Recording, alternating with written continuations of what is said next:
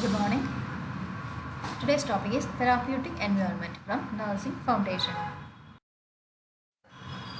Therapeutic environment is the physical, social, and psychological safe spaces that are specifically designed to be healing. These are the environment which comprises many things like the physical structure, social factors, and psychological factors. These all factors are considered essential for the well-being of the patient. So let's see the definition. Therapeutic environment can be defined as the total of all external conditions and influences affecting an individual in the illness situation. So what are the goals of therapeutic environment? In a therapeutic environment, every staff member assists the clients with the activities of daily living and monitors each step made toward the treatment goals. So the therapeutic environment in the hospital, there are some goals to be fulfilled. Main goals of a therapeutic environment are to provide protection for the patient, to give support, and to provide education for the patient and family. Factors to be considered for the well-being of the patient are. So there are some factors which are considered important for the well-being of the patient. Physical factors, safety needs, prevention of hazards, psychological and aesthetic. The physical factors which influences the therapeutic environment are light, ventilation, temperature, humidity, etc. So first one is the light. According to the patient's age, usage of light, the work being done, the light can be provided by natural or artificial methods. So we have to provide light according to the patient need. If the patient is reading, we have to provide good light. And if the patient wants to sleep, try to provide dim light. And always try to avoid layers or sharp shadows and try to give light in an equal distribution. So it can be provided by natural or artificial methods. The natural means can be provided by opening the windows so that it will get access to the natural light, or the artificial methods like electrical bulbs. The recommended light intensity of laboratory is 20 foot candle, and in operation theatre it is 75 foot candle. The second one is ventilation. Ventilation in hospital buildings should be achieved either by natural air or exhaust, or by mechanical air or exhaust. So the types of ventilation in hospital building, one by natural or by artificial. Natural means first one is by wind or diffusion or temperature. Wind is the movement of air, and the diffusion is it is a property of all gases. Diffusion means the spreading out of gases. It's rather a slow process. And temperature. The temperature differences in the indoors and outdoors will helps in the flow of air. Next one is the artificial method. The first one is the exhaust ventilation. Using special fans, air is exhausted. Then is the plenum ventilation. It is a method of forcing air into the room. It is just opposite to the exhaust ventilation. And the balanced ventilation, it includes both the exhaust and the plenum ventilation. And next is the air conditioning. Air is conditioned or controlled in respect of its temperature, humidity and velocity by using various machines. And in the extremely hot environment, there is a chance of getting heat strokes or heat exhaustion. So try to avoid the condition, especially in case of chronic ill patients or older adults or infants. Fourth one is humidity. The comfort zone for humidity varies from person to person. Like temperature, the comfort zone of humidity also varies from individual to individual. But most people are comfortable when the humidity is between 60 to 70%. The fifth one is noise. A melodious sound induces pleasure, whereas a disturbing noise causes restlessness. So, an annoying sound always causes restlessness and anxiety in patients. The recommended maximum noise level in human is 85 decibel. Extreme limit of human noise tolerance is 140 decibels. Sixth one is pestilence. It means deadly and overwhelming disease that affect the entire community. So in time of pestilence, we have to follow the strict communicable disease control guidelines and try to prevent it. The second factor while considering a therapeutic environment is safety needs, prevention of environmental hazards. Like all other industrial settings, hospital environment also have some safety problems which necessitate the need for a safety committee in order to identify and reduce the risk of hospital hazards. Like all other institutions, hospital also have some risk factors and hazardous risk. So the management have to appoint a safety committee in order to check and identify the risk factors and to eliminate it. The possible types of injuries in a hospital are mechanical, thermal, chemical, radiation, bacteriological, insects, allergens, vermins and animal pills. So first one is a mechanical injury. It can be caused by the machines or by falls or blows. It can be prevented by using side rails, using guards on the windows and doors, etc.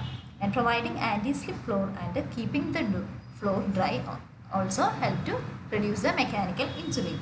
All the staff members have to provide adequate training to handle the stretchers and wheelchairs securely.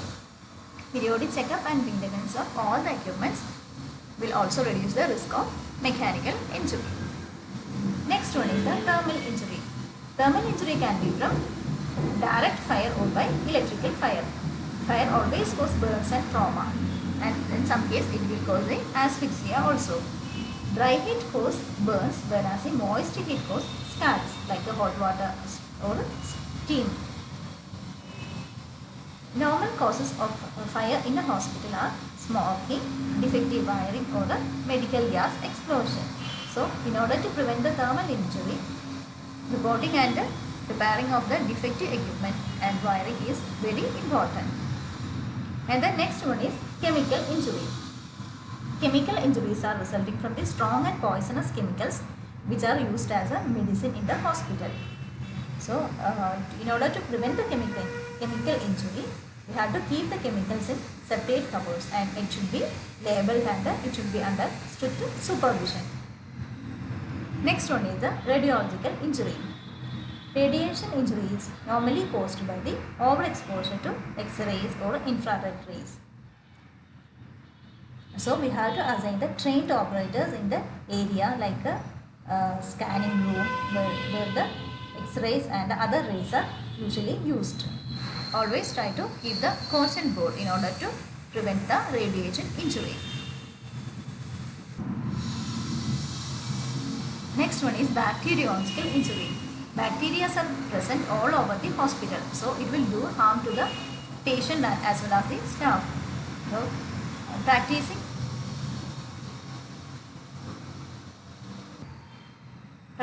good infection control methods will reduce the risk of bacteriological injury and prevent cross infection. Next one is injuries caused by the insects, allergens, vermins and animal pests. Try to avoid exposure to the allergens. Keep all the mattress covered always. And we have to perform the allergy test before an agent is applied to the body. If a new agent is applied to the body, we have to perform an allergy test. Maintaining a rat-proof building will also reduce the risk of injuries from these pests.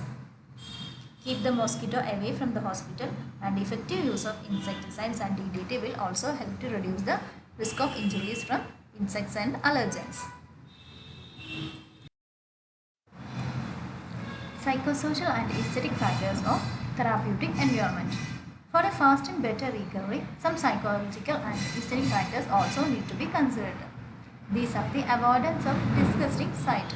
That is, for example, if we are doing dressing for the patient, we have to remove the soiled dressing immediately after the procedure. And disagreeable odor, that is the bad smells present in the hospital. Unpleasant sensations like tactile sensation from the hard surface of the hospital equipment or from the sharp nails of the staff members also need to be avoided. Providing pleasing colors and privacy for the patient contributes to the wellness of the patient in a hospital. Providing pleasing colors means we have to provide pleasing colors or good colors for the walls and furniture. It will also help to improve the health of the patient. And most of the hospital have cubicle arrangement so that the patient will get maximum privacy while performing a procedure. These all factors will contribute to the wellness of the patient and improves his health. Principles of maintaining a therapeutic environment. There are certain principles in order to maintain a therapeutic environment. Perform hand hygiene. We have to perform hand hygiene before and after the procedure and after every patient contact. Implementing general cleaning and disinfecting methods across the hospital. There are concurrent and terminal disinfection methods which are to be followed in a hospital. Select appropriate chemicals and substances that do not harm the surface, material or equipment. We have to select the appropriate chemicals and substances which does not harm the surface or the patient. Maintaining a sterile field and applying standard surgical techniques. We have to follow the good standard surgical aseptic technique in every procedure. Strict adherence to the hospital policy in maintaining a therapeutic atmosphere to the client. While we are working in a hospital, we have to follow the hospital policy in order to maintain a therapeutic atmosphere for the patient. Use of disposable equipments wherever necessary. We can use disposable gloves and other equipments which are disposable for the patient care. Timely check and repairment of hospital articles and equipments. It is very important to check the articles and equipments timely. Clothes, linens are washed and kept ready for everyday use. After every patient use, the clothes and linens are to be sent to laundry and to be washed and kept ready for the another patient. Unnecessary movements, talkings and laughings are to be avoided. We have to avoid unwanted movements and talkings or laughings in front of the patient.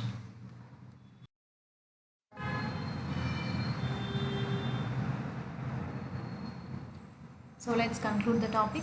A standard hospital should have the policy to maintain a good therapeutic environment for the patients and take measures to control the problems at the source and prevent transmission. So a hospital building always have to follow the strict guidelines in order to prevent injuries to the patient.